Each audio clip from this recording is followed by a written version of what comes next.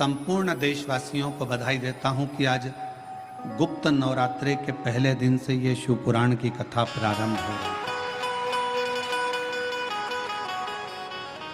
और आप सबको मालूम होगा 4 नवरात्रे होते हैं। उन 4 नवरात्रे में 2 नवरात्रे गुप्त माने गए और उसमें भी जो आषाढ़ महीने का जो नवरात्रा आता है, जो आज से प्रारंभ हुआ है, कहते हैं अगर कोई स्थिर होकर एकांत में बैठकर भगवान शंकर के नाम का मात्र संबोधन श्रवण कर लेता है, सुन ले, गुनगुना ले, शिव को याद कर ले, तो कहते हैं शिव और शक्ति की दोनों की कृपा उसके ऊपर बनी ही रहती है। और फिर निवेदन करेंगे, आज से नवरात्रे प्रारंभ हुए हैं। 9 दिन तक ये गुप्त नवरात्रे के 9 दिन, अगर आपको ऐसा लगता है कि शिवजी आप बाबा मेरी नहीं सुन रहा, बहुत संघर्ष का जीवन चल रहा है, बहुत परेशानी का जीवन चल रहा है, बहुत कष्ट का जीवन चल रहा है और कोई मंजिल, कोई राह, कोई मार्ग दिख ही नहीं रहा,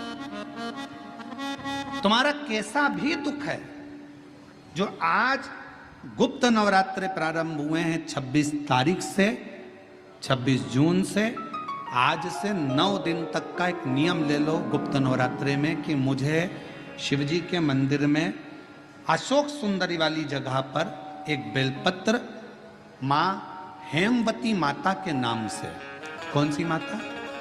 हेमवती, माँ हेमवती के नाम से एक बेलपत्र अशोक सुंदरी वाली जगह पर समर्पित करूंगी।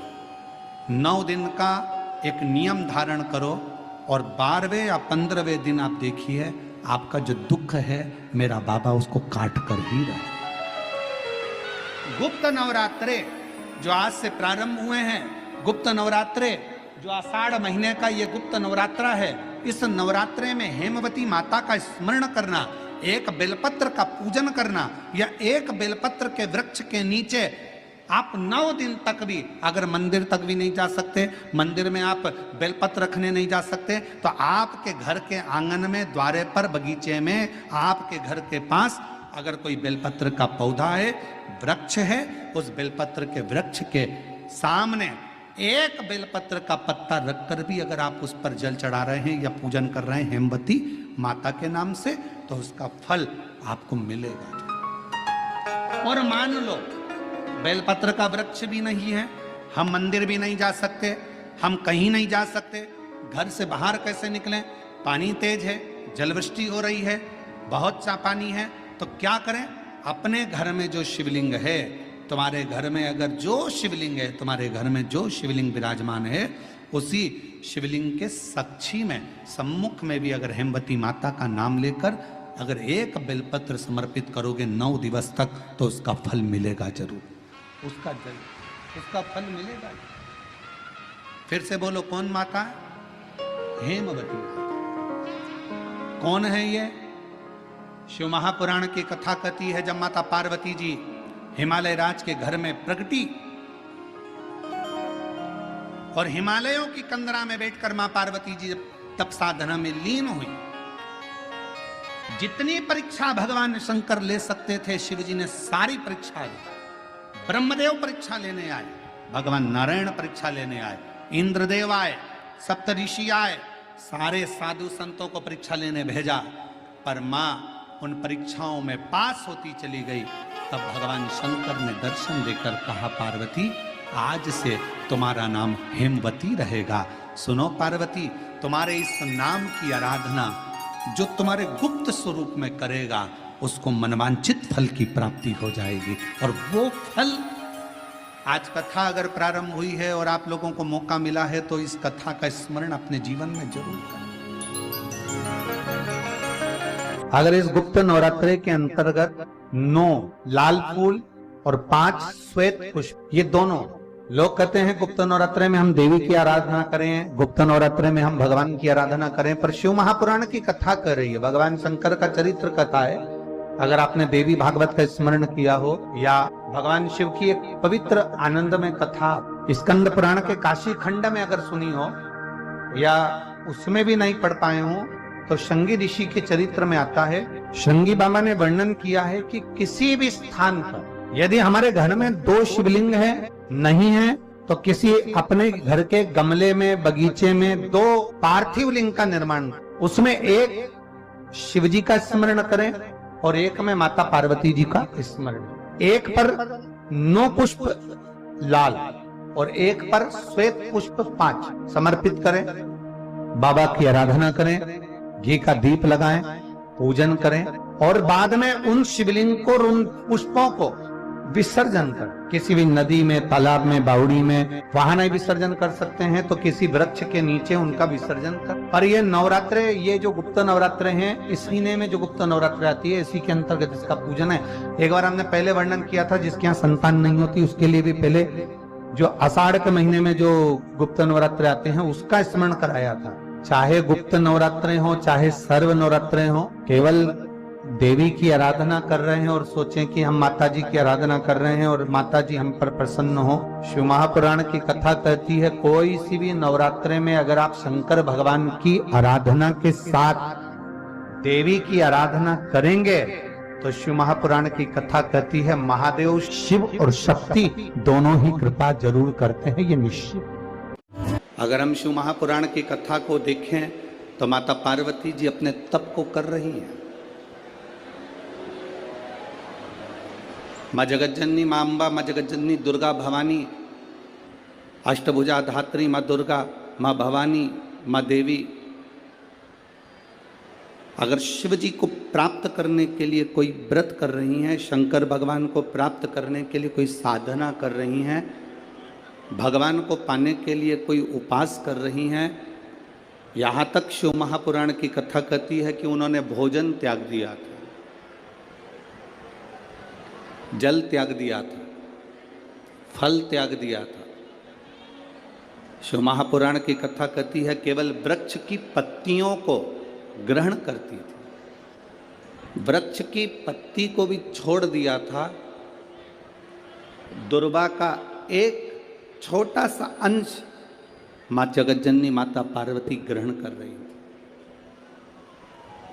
एक छोटा सा अंश दुर्वा का वो भी छोड़ दिया था।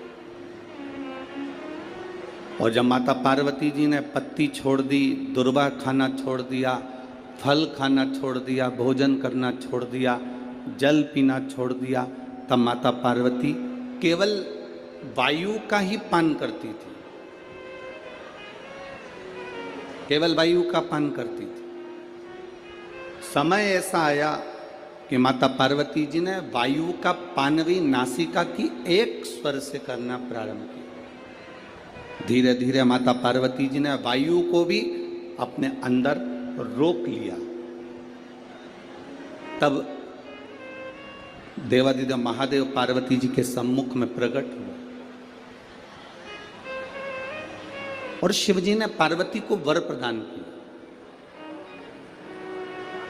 शंकर जी कहते हैं सुनो पार्वती, तुमने मेरी आराधना करी है, तुमने मेरी साधना करी है, मेरी साधना इतनी बलवान तुमने करी है कि तुम्हारी शक्ति प्रबल हो गई। पार्वती आज मैं तुमको 2 वर देता हूं। मेरी विदर्भ की माताओं, नागपुर नगर की मेरी जीजियों और नागपुर नगर के मेरे जितने भाई लोग बैठे हैं, मेरे जीजाओं, बड़े सावधानी से कथा सुनो।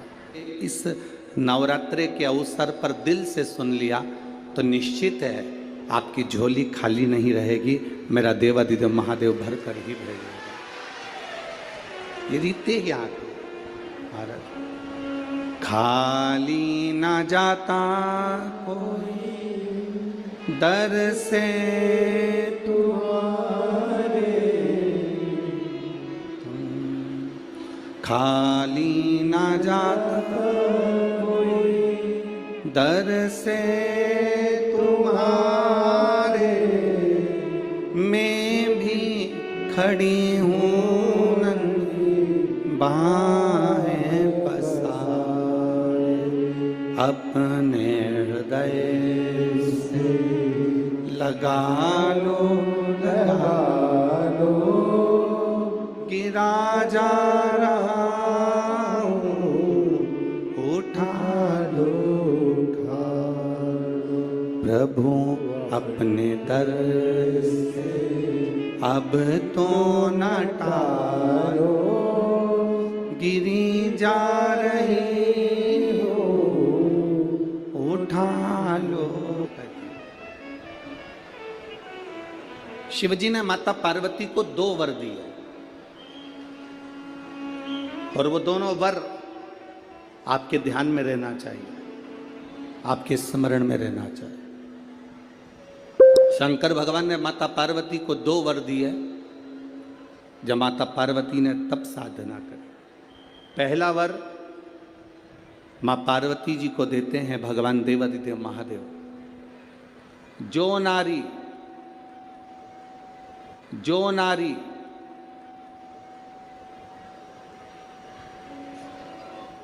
जो पुरुष, कोई बेटी कोई बेटा, जो नारी जो पुरुष, संत साधु महात्मा सन्यासी त्यागी बैरागी, कोई बालक कोई बुजुर्ग, जब भी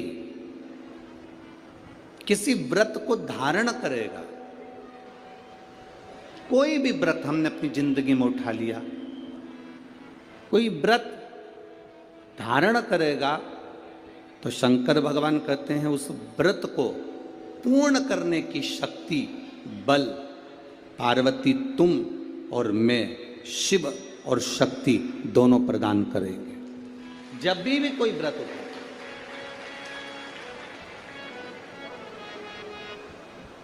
आपने अगर कोई नियम ले लिया अपनी जिंदगी में कि मुझे ये कार्य करना है, तो वो कार्य पूर्ण करने की जवाबदारी भोलेनाथ जी की। आप अपनी मेहनत करो, आप अपना कर्म करो, अपने कर्म में कभी पीछे मत हटो, अपनी मेहनत में कभी पीछे मत हटो।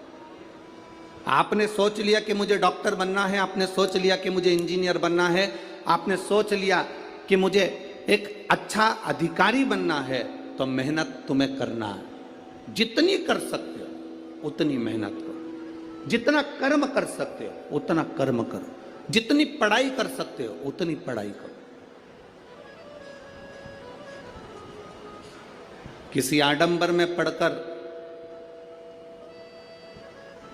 कोई तुमसे कह दे कि मेरे पास आकर बैठ जाना, मैं तुमको ऐसा भभूति बनाकर दे दूंगा कि जिससे तुम पास हो जाओगे या जिससे तुम उत्तीर्ण हो जाओगे या तुम्हारी नौकरी लग जाएगी। ना ना ना, अपनी मेहनत अपना कर्म अपने को करना है, तब हम उन्नति की सीढ़ी पर चढ़ सकते हैं, आगे बढ़ सकते हैं। अपनी उन्नति की सीढ़ी पर चढ़ने के लिए अपनी मेहनत जरूरी है, अपनी मेहनत। आप अगर मेहनत करो ही नहीं और सोचो कि आप बहुत ऊपर की ओर बढ़ जाओ तो बड़ा कठिन है हमारा।